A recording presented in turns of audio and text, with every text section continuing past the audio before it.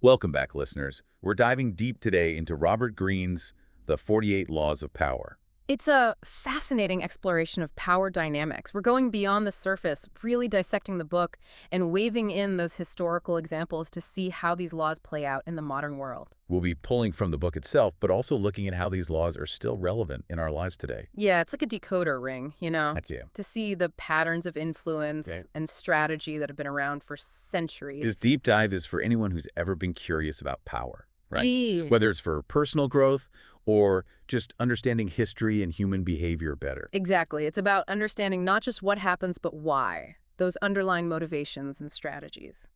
All right, let's jump right into Law 1. Never outshine the master. Greene uses the story of Nicolas Fouquet, Oh, yes, Fouquet, finance minister to King Louis XIV. who threw this incredibly lavish party.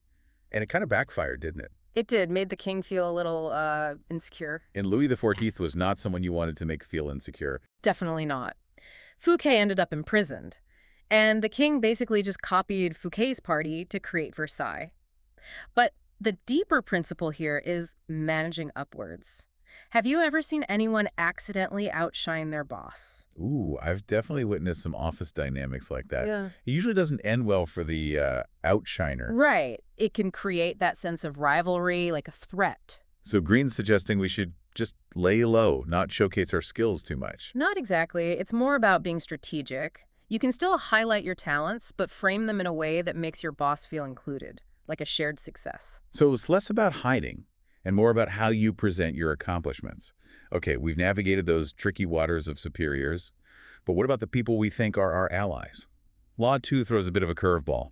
Never get too much trust in friends. Learn how to use enemies. Seems a bit harsh, right? A little Machiavellian, maybe? Yeah, it might seem that way at first, but Greene is highlighting human nature, envy specifically. Oh, how so? Think about it. We often compare ourselves to those closest to us, friends, family. And that can breed resentment if we think their success is, well, undeserved. Oh, I see. Like we feel they haven't earned it. Exactly. He uses the example of Michael III of the Byzantine Empire. Trusted his best friend completely. And what happened? Oh, no, don't tell me. Overthrown and murdered by his Yeah. best friend. Wow. Talk about a friendship gone wrong. It's an extreme example, but it makes you think, right? Are our friends truly rooting for us, or are there hidden agendas at play? That's a bit unsettling. So are we supposed to become hermits, completely isolate ourselves? No, not at all. It's about being discerning, observing the motivations of those in our network. Are they genuinely supportive? Or is there a hint of envy behind those smiles? So we're playing detective with our friends. In a way, yes. It's about being aware of the power dynamics at play, even in friendships. And Greene even says sometimes enemies can be more honest than friends because they have something to prove. Okay, so we're keeping a close eye on our friends and maybe even strategically using our enemies. But what about concealing our own intentions? Law 3 is conceal your intentions. And Greene uses the con artist Yellow Kid Wheel as an example. Ah, Yellow Kid Wheel. Quite a character. He pulled off some pretty elaborate schemes. What was his trick? It wasn't outright lying. It was creating a smokescreen. So he mixed truth with fiction. Exactly. He used elements of legitimate business deals as camouflage to distract people from what he was really up to. Like a magician, kind of. Yeah. Misdirection. Exactly. You're so focused on the spectacle, you miss the sleight of hand. He tricked this businessman, Sam Giesel, with a fake boxing match of all things. So how do we spot these subtle forms of deception? I mean, I'm not planning on becoming a con artist. Think about advertising, marketing, even everyday conversations. We're bombarded with messages trying to influence us. Oh, absolutely. Playing on our desires, our insecurities. Greene's point is to be aware of these tactics. Become a more discerning consumer of information. So don't be fooled by appearances, whether it's a con artist or a slick marketing campaign. He even compares Emperor Haile Selassie of Ethiopia to Yellow Kid Wheel, highlighting how Selassie's unassuming demeanor masked a really sharp mind. So we have to look deeper, understand the motivations and strategies at play. Exactly. Which leads us nicely to Law 4, which is all about the power of appearances. Always say less than necessary. Okay, I'm intrigued. Greene uses P.T. Barnum to illustrate this. And Barnum was all about spectacle, right? He was. But he understood that mystery breeds curiosity. So by not revealing everything, he made people want to know more. Exactly. Like a movie trailer that just gives you enough to get you hooked. So it's not about being secretive, it's about being strategic with the information you reveal. Right. And Greene connects this to a story from ancient China about this guy, Mizasiya. Okay, what happened? Well, people interpreted his actions differently depending on his reputation at the time. Like, when he was well respected, even giving someone half-eaten food was seen as a sign of affection. Oh, wow. But when his reputation was tarnished? Same action, viewed with suspicion. It's fascinating how perception shapes reality. Yeah. It makes you think about our online presence, What are we projecting to the world? Great point. Your online persona is a form of power, right? And we need to be aware of how we're shaping it.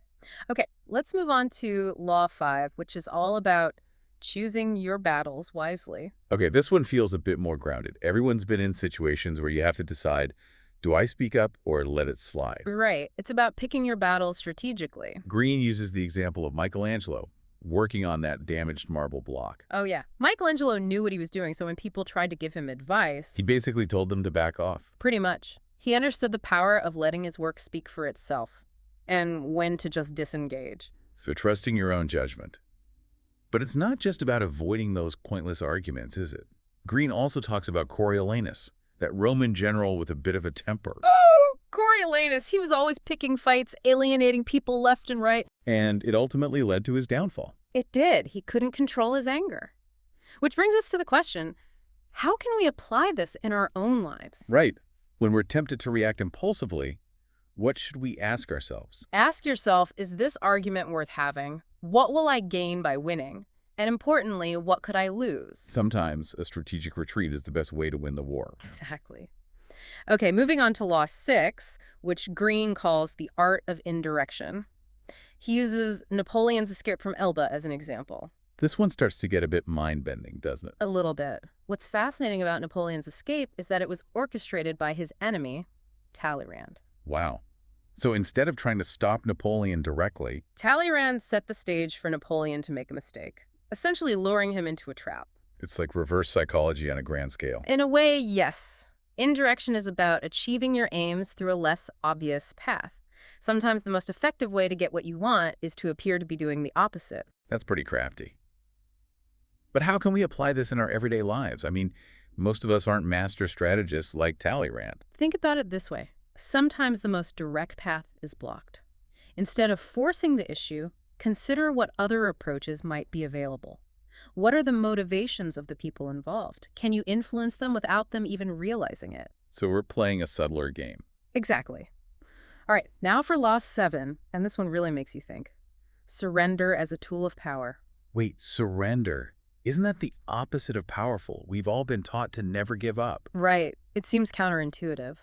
But Greene argues that surrendering at the right moment can actually be strategic. I'm listening. Tell me more. He uses the example of the Malians. They refused to surrender to Athens, and what happened? They were crushed. Utterly destroyed. By surrendering strategically, you can buy time, regain your strength, and wait for your opponent to make a mistake. So it's a bit like playing possum. In a way, yes. You're lulling your opponent into a false sense of security, then bam, you strike when they least expect it. Okay, I'm starting to see how this could be a powerful strategy. But how do we know when to fight and when to strategically retreat? It's about assessing the situation, understanding the long game. Sometimes preserving your resources for a future battle is the wisest move. So surrender isn't always about weakness. It's about choosing your battles carefully. Exactly. It's about turning a perceived weakness into an advantage. Think about negotiations, conflicts, even personal relationships.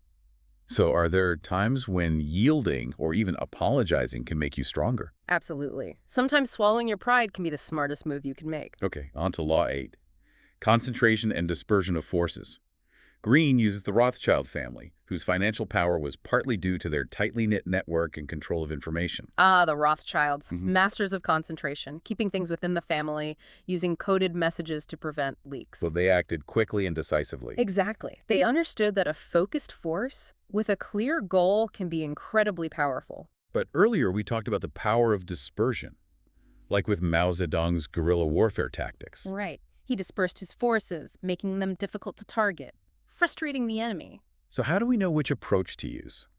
When to concentrate, when to disperse. It depends on the situation, your goals. Concentration is about control, efficiency. Dispersion is about adaptability, resilience. It's about understanding your strengths and weaknesses, then choosing the right strategy for the situation. Exactly. Think about your own life.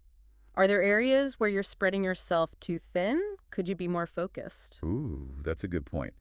Okay, now for something completely different. Law 9 explores the power of fantasy. Yes. The allure of the unattainable. Greene brings up Marco Bregadino.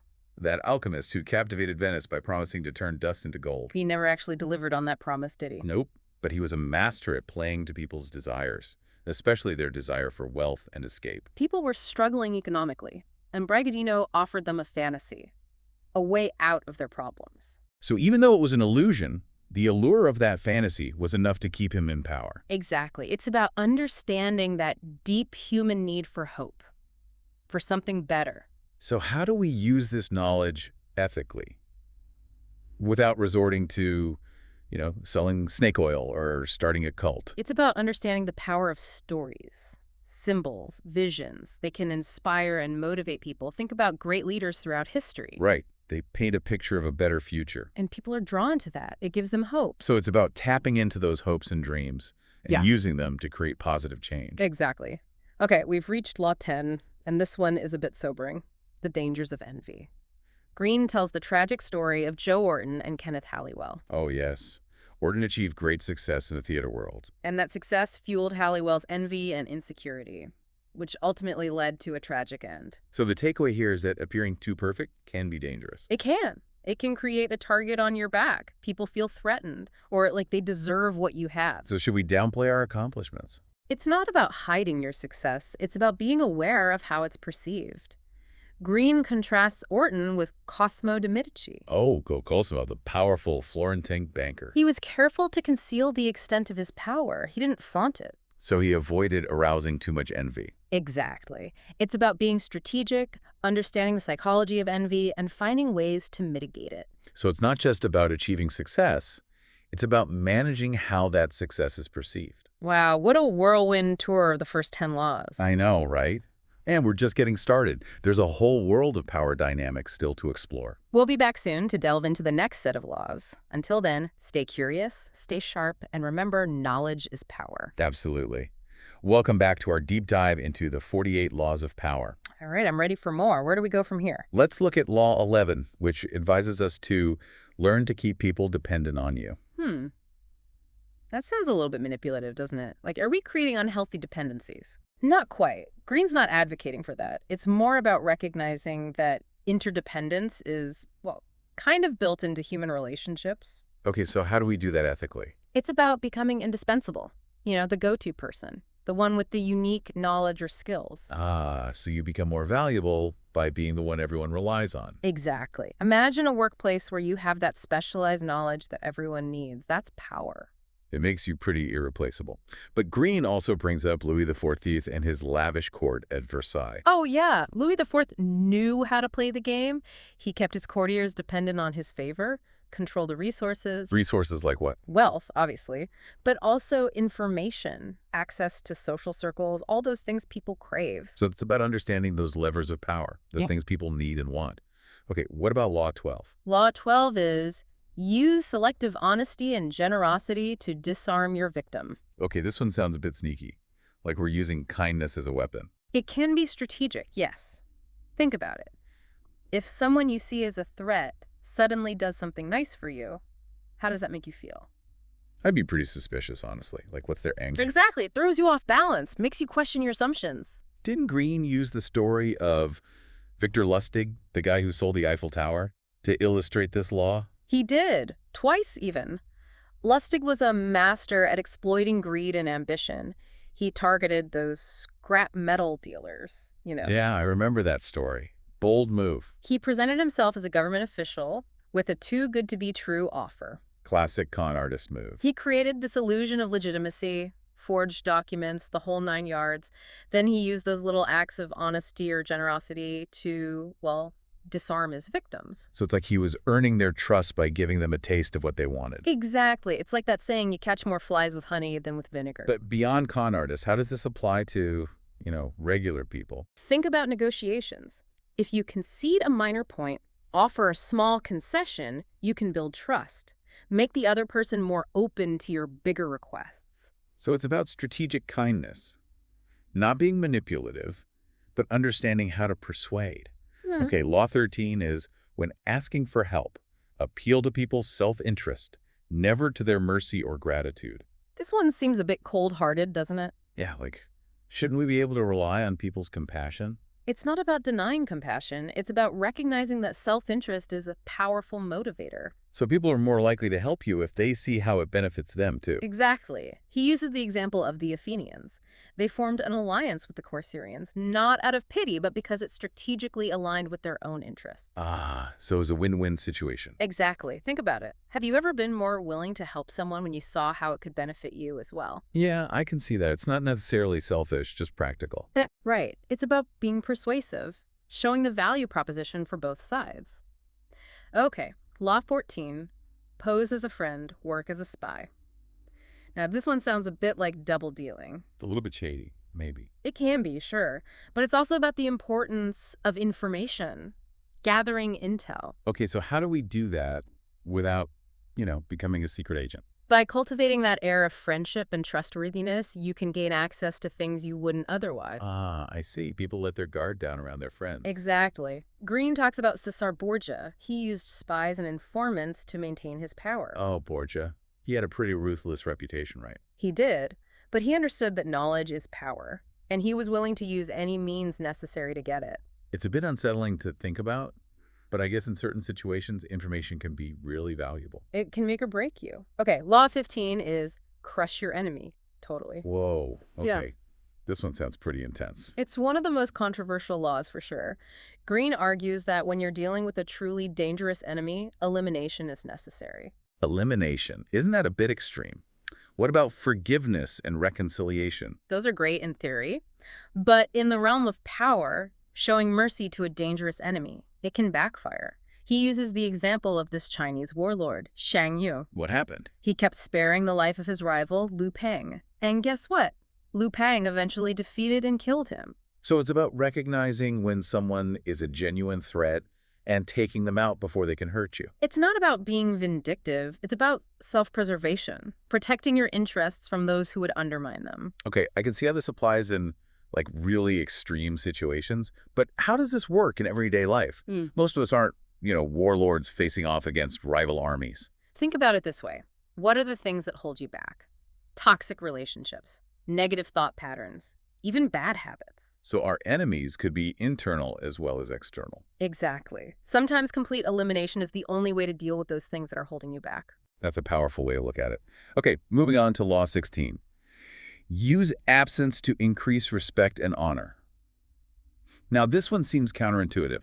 Wouldn't being present, engaged, be more effective? Not necessarily. Absence makes the heart grow fonder, right? Is that what Greene's saying? He's saying that by making yourself less available, you create a sense of scarcity and desirability. Oh, like playing hard to get. In a way, yes. He uses the example of Deioces, who became the first king of the Medes. He withdrew from public life, became less accessible. And that made him more desirable as a leader. People craved his leadership. His presence became more valuable because it was rare.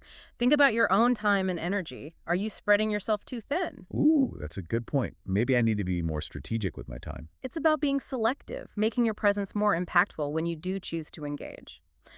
Okay, on to Law 17, and this one sounds a bit Machiavellian. Oh, I'm intrigued. Let's hear it. Keep others in suspended terror. Cultivate an air of unpredictability. So basically, be a bit of a wild card. Keep people guessing. Exactly. It's about the power of uncertainty. When you're unpredictable, people can't take you for granted. They don't know what to expect. It keeps them on their toes. Exactly. Think about those captivating characters in movies or books. The ones who are always unpredictable. They keep you guessing. It's exciting. But wouldn't that also make people wary? Yeah. Like not want to trust you? It's a balance. It's not about being erratic or unreliable. It's about introducing that element of surprise. So be strategic with your unpredictability. Use it to maintain a sense of intrigue. Okay, on to Law 18. Do not build fortresses to protect yourself. Isolation is dangerous.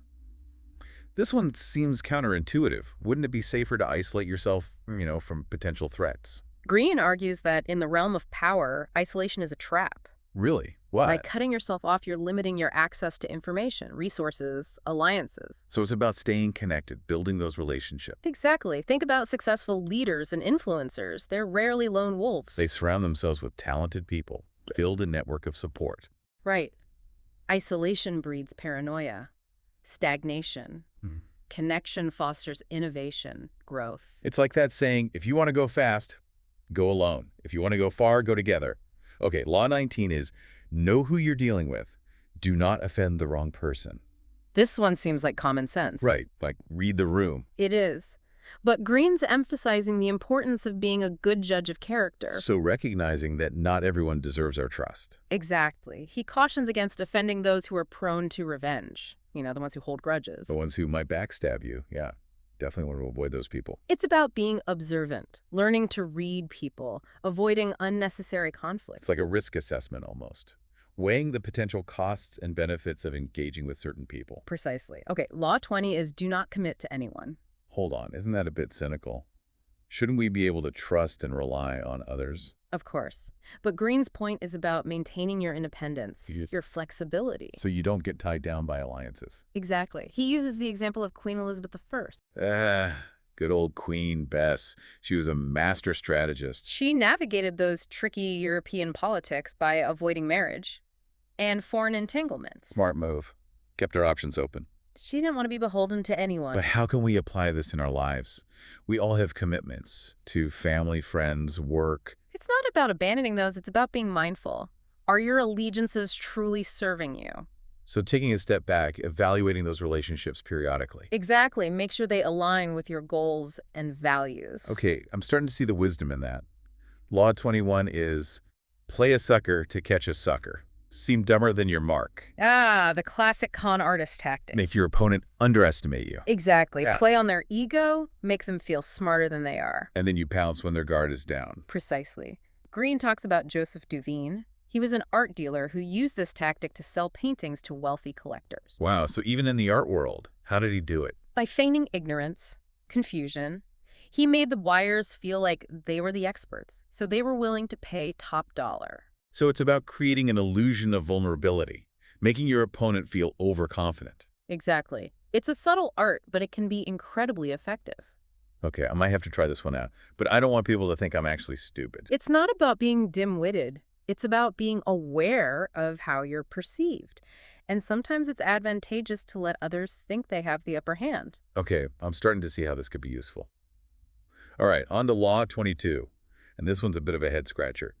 Use the surrender tactic. Transform weakness into power. We talked about this a bit earlier with the Malians, right? Yeah, but I'm still struggling with the idea of surrender as a strength. It feels so counterintuitive. It goes against our instincts, right? To fight back, to defend ourselves. Totally. So how do we make this work for us? It's about recognizing that sometimes yielding is the smarter move. Greene says surrendering strategically can buy you time, allow you to regroup, and even lull your opponent into a false sense of security. It's almost like that martial arts concept of using your opponent's force against them. Exactly. You're not opposing their force directly, you're redirecting it. Think about an argument. Have you ever considered backing down, even if you felt you were right? You mean to avoid escalating the situation? Exactly. Sometimes taking the heat out of the moment can help you achieve a better outcome. That's a good point. It's about shifting your mindset, thinking long-term. Exactly. It's not about winning every battle, it's about winning the war. Okay, Law 23 is concentrate your forces. Greene, once again, uses the Rothschild family as an example, talking about their close-knit network and their control of information. Right. They were all about focus. They kept their operations within the family, used a shared code to prevent leaks. So they were able to act quickly and decisively. Exactly. They understood that a concentrated force is a powerful force. But earlier we were talking about the benefits of dispersion, using Mao's guerrilla warfare tactics as an example. How do we reconcile these seemingly opposite approaches? It's about understanding the context. What's the situation? What are your goals? So there's no one-size-fits-all approach. Right. Concentration is good for control and efficiency. Dispersion is better when you need to be adaptable and resilient. So it's about choosing the right strategy for the moment. Yeah. Okay, what about Law 24? Law 24 is play the perfect courtier. Courtier, isn't that a bit outdated? Like we don't live in a royal court anymore? True, but the principles are still relevant. Flattery, discretion, strategic alliances. So it's about understanding the unspoken rules of social influence. Exactly. Think about it as navigating those subtle power dynamics in any social situation. So we all need to become social chameleons. Not quite, but you need to be observant. Understand the cues. Know how to win favor without being, obviously manipulative. So read the room, basically. Exactly. Think about your own workplace. Are there people who seem to effortlessly navigate those social waters? Oh, yeah. They always seem to be in the right place at the right time, saying the right things to the right people. It's a skill you can cultivate. Greene offers some great insights into how to become more adept at playing the courtier. Okay, I'm all ears. Law 25 is recreate yourself. This one's all about reinvention, adapting, evolving. Think of someone like David Bowie. Oh, yeah, he was constantly reinventing himself. Right. He kept his audience captivated, critics guessing. He understood that change is inevitable. So we should be willing to shed old identities, embrace new ones. Think of Julius Caesar. He started by cultivating this image of himself as a man of the people. Right, he wanted to appeal to the masses. But as he consolidated power, he embraced a more regal image, a military conqueror, a godlike ruler. He understood that his image needed to evolve with his ambitions, so it's about recognizing that our identity is not fixed. We can shape it, reshape it. Exactly. All right, on to Law 26. Keep your hands clean. This one seems pretty straightforward. Don't get caught doing anything shady, right? It's pretty obvious. Yeah. So what's the nuance Yeah, here? it's more than just avoiding illegal activities. It's about cultivating a reputation for integrity, avoiding even the appearance of wrongdoing. Ah, so perception is key, Exactly. Even a hint of scandal can be incredibly damaging. especially in the age of social media, right? Things spread so quickly. Greene talks about being mindful of the company you keep and the situations you put yourself in, So don't hang out with shady characters. basically. And be careful about engaging in activities that could be misconstrued or used against you. It's not enough to just be good, you have to look good too. Okay, on to Law 27. And this one sounds a little intense. Law 27 is play on people's need to believe to create a cult-like following. Okay, this one makes me a little uncomfortable. Like, are we talking about brainwashing people? Not exactly. It's about understanding that deep human need for meaning, for belonging. We all want to be part of something bigger than ourselves. Right. People are drawn to strong leaders, compelling narratives, shared belief. Especially during times of uncertainty or turmoil. Exactly. Think about successful movements throughout history. They often tap into people's deepest desires. But there's a fine line between inspiring people and exploiting them. All right. Absolutely. It's crucial to use this knowledge ethically and responsibly, to build people up, not tear them down. Okay, that makes sense. Now on to Law 28. Enter action with boldness. This sounds like something straight out of a superhero movie. It's about the power of confidence, decisiveness. When you act boldly, you project strength, competence. It's influential. So be assertive, take risks, Exactly. Hesitation and timidity can signal weakness. while boldness makes you look like a leader. Even if you don't feel that way on the inside, projecting that confidence can be really powerful. So fake it till you make it. In a way, yes. Greene even talks about how taking decisive action, even if it's not perfect, is often better than being paralyzed by indecision. I like that. Okay, Law 29. Plan all the way to the end. This one seems like good advice for just about anything you do, right? Yeah, planning is key. But what's Greene's take on it? He emphasizes strategic thinking, anticipating obstacles, having that clear vision of where you want to go. Think about a successful entrepreneur. Right, they don't just wing it. They have a business plan, they understand their market, they have a strategy for dealing with challenges. So it's about having that roadmap, setting those goals. Exactly, and having the discipline to follow through. There's a great quote from a Sufi master that Greene uses. Never begin anything until you have reflected what will be the end of it. Oh, I like that. Think things through. Okay, on to Law 30.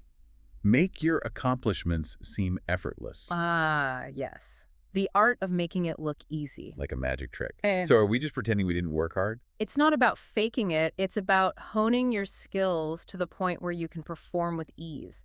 Think about those world-class athletes or musicians. They make it look so easy, right? But behind that grace and fluidity are years of practice, discipline. So it's about mastery, being so good that it looks effortless. Exactly. Okay, on to Law 31. Control the options. Get others to play with the cards you deal. This sounds a bit like being a master manipulator. It's about framing the choices, setting the agenda, Ah. subtly influencing the decisions people make. So it's like making people think they have a choice, even if you're steering them in a particular direction. Think of a skilled negotiator. They often present options in a way that nudges the other party towards their desired outcome. So you're controlling the game, basically. Yeah. But the other person feels like they're in control. Exactly. It's about understanding that psychology of decision-making. People are more satisfied with a choice if they believe they made it freely. Even if it wasn't totally free, right? Exactly. Think about how this applies to everyday life, from choosing a restaurant to negotiating a raise. It's all about framing the conversation, highlighting certain options, downplaying others. Okay, Law 32, this one feels familiar. Play to people's fantasies. Right. We talked about this earlier with that alchemist who promised to turn dust into gold. Marco Bragadino. He tapped into those desires for wealth and escape. Okay, so how do we use this principle ethically? I don't want to mislead people. It's not about deception. It's about understanding the power of stories, symbols, vision. Think about great leaders. They inspire people by offering a compelling vision of the future. So we can use this to motivate people towards a positive goal. Exactly. It's about understanding the psychology of desire, but using it for good. Okay, that's much better. On to Law 33. Discover each man's thumbscrew. Now, this one sounds a bit ominous, doesn't it? A little bit. What is a thumbscrew exactly? It's a metaphor for leverage. Everyone has a thumbscrew. A secret fear, a hidden vulnerability, something that can be used against them. So it's about figuring out people's weaknesses. More like understanding their motivations, what makes them tick. Think about those really skilled negotiators and persuaders. They can read people really well. Exactly. They pick up on those subtle cues, the things people say and do that reveal their underlying fears and desires. But couldn't this be used for manipulation? To exploit people? It's a powerful tool, so it needs to be used ethically. It's about understanding people better, building stronger relationships, not about taking advantage of them. Okay, Law 34 is an interesting one. It says, be royal in your own fashion. Act like a king to be treated like one. Oh, I like this one. So it's about, like, having that regal presence. Exactly. It's about cultivating self-belief and projecting an image that reflects that.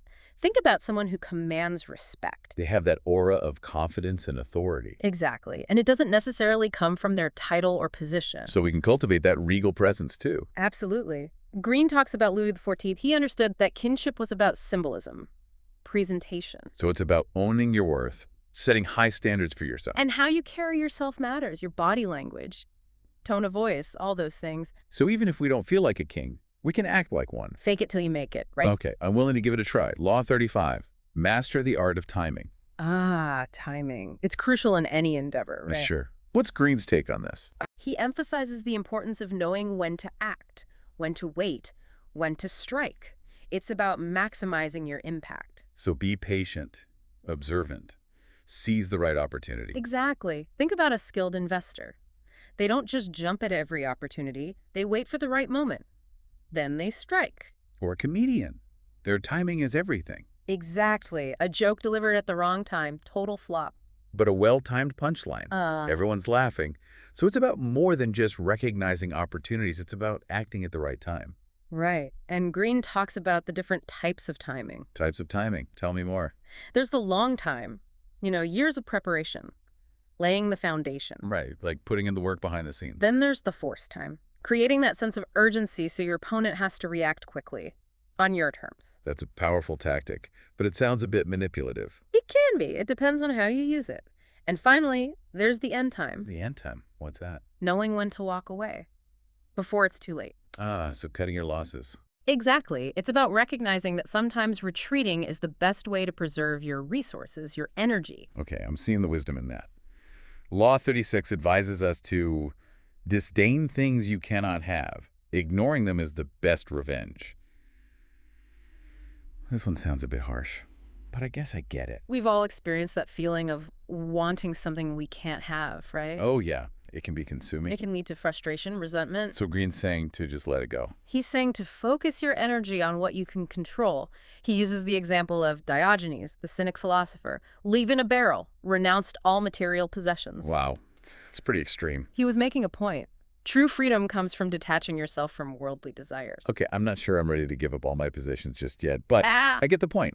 Focus on what you can control. exactly. Law 37. Create compelling spectacles. Ooh, this one sounds fun. Like creating a big show. It is. It's about understanding the power of visual persuasion. Think about those iconic moments in history. The moon landing, the fall of the Berlin Wall. Those were huge events. Everyone was watching. Right.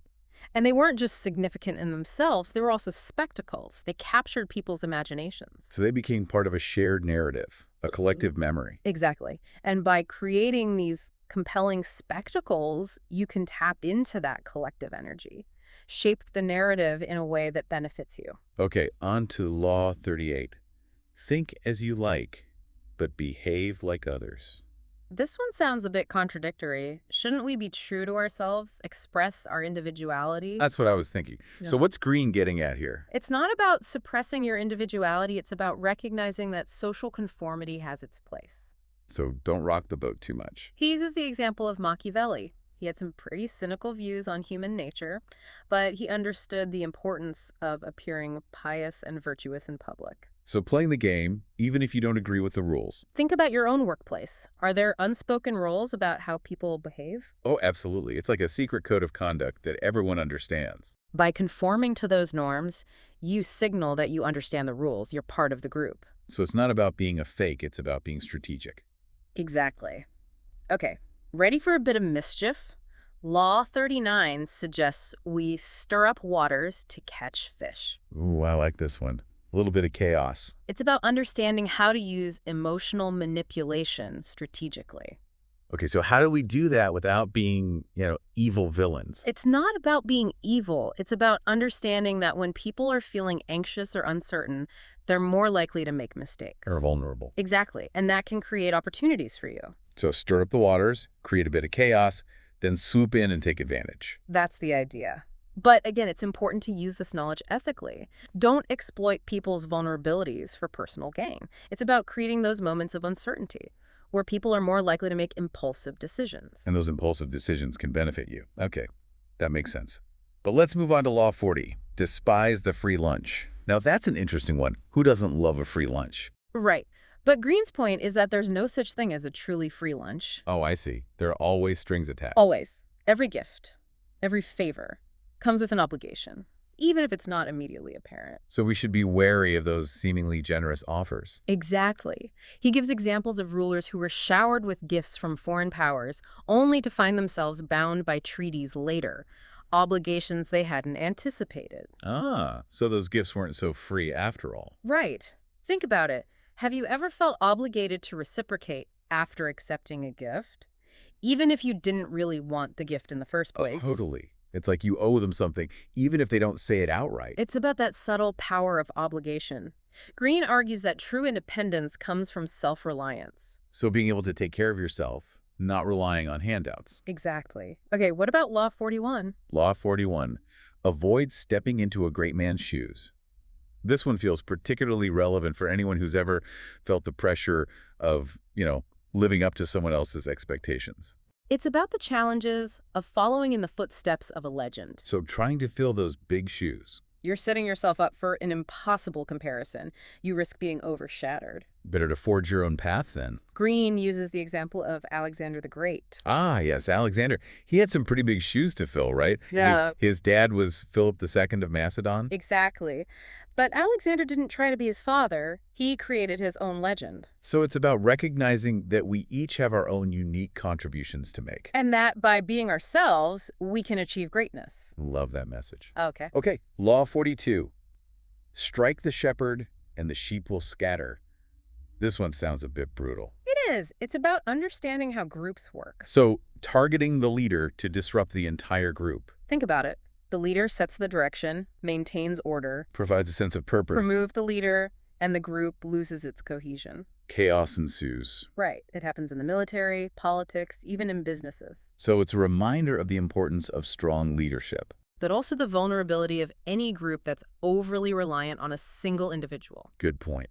Okay, let's move on to Law 43, which advises us to work on the hearts and minds of others. This one seems more, empathetic than some of the others. It's about recognizing that emotional intelligence matters a lot. So appealing to people's emotions. Their hopes, their fears, their values, if you can win their hearts and minds. They're more receptive to your message. Exactly. Greene talks about Abraham Lincoln. He was a master at connecting with people on an emotional level.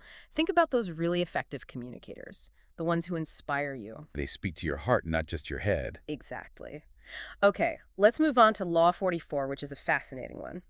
Disarm and infuriate with the mirror effect. Okay, mirroring. What's that all about? It's about reflecting back to people their own beliefs and behaviors. So like being a chameleon, adapting to whoever you're talking to. In a way, yes, it's about building rapport, making people feel like you understand them, like you're on the same page. But isn't that a bit manipulative? It can be, if it's not genuine. The key is to be observant. Pick up on those cues people are sending you. Find those genuine points of connection.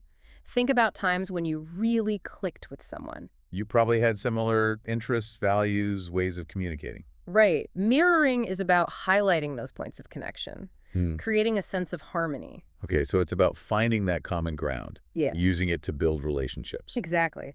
Okay, ready for a balancing act. Law 45 is preach the need for change, but never reform too much at once. This one feels really relevant today. It seems like everyone's talking about change, but there's also a lot of resistance to it. It's about understanding that change can be scary for people, even if they know it's needed. So don't try to do too much too soon. Greene uses the example of Peter the Great. He tried to modernize Russia really quickly, sweeping reforms. And how did that go? Not well. People resisted. He contrasts this with those reformers who were more successful. So they introduced changes gradually. Exactly. They built support over time. They framed those reforms as improvements, not radical departures. So it's about being strategic, understanding the psychology of change. Think about a time when you were asked to make a big change in your life. Did you embrace it right away? Oh, definitely not.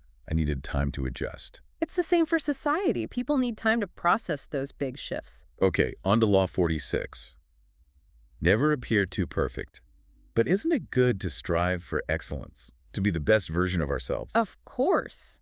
But Greene's point is that appearing too perfect can be intimidating. Oh, I see. It makes you unapproachable. People might be suspicious even, like you're hiding something. So it's better to show your flaws. Be a little vulnerable. Think about someone who seems to have it all. Perfect job, perfect family, perfect life. Do you find them inspiring? Honestly, a little intimidating, like it's not real. Right. It's hard to relate to someone who seems flawless. So being real, showing your imperfections, makes you more relatable. Exactly. It makes you more human. People trust those who are genuine. Right. Okay, Law 47 is, do not go past the mark you aimed for. In victory, learn when to stop.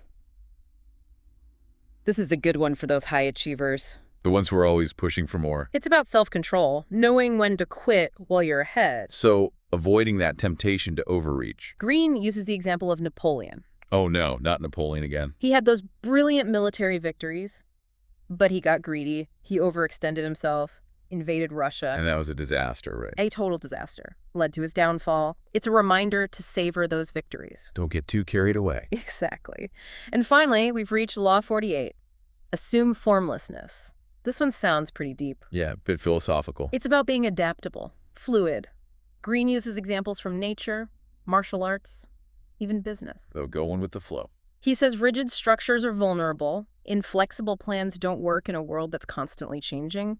You need to be like water. Flow around those obstacles, adapt to the container. Exactly. Think about those really successful people. They're usually adaptable. They can pivot when they need to, learn from their mistakes. They're resilient. Wow, what a journey. We've covered all 48 laws of power. It's been eye-opening, to say the least. It's a lot to process, right? It is, but it's also really empowering. I think the key takeaway is self-awareness. Understanding these laws helps us see those power dynamics at play in ourselves and others. Absolutely. And remember, power can be used for good or for evil. It's up to each of us to decide how we'll use it. Couldn't have said it better myself.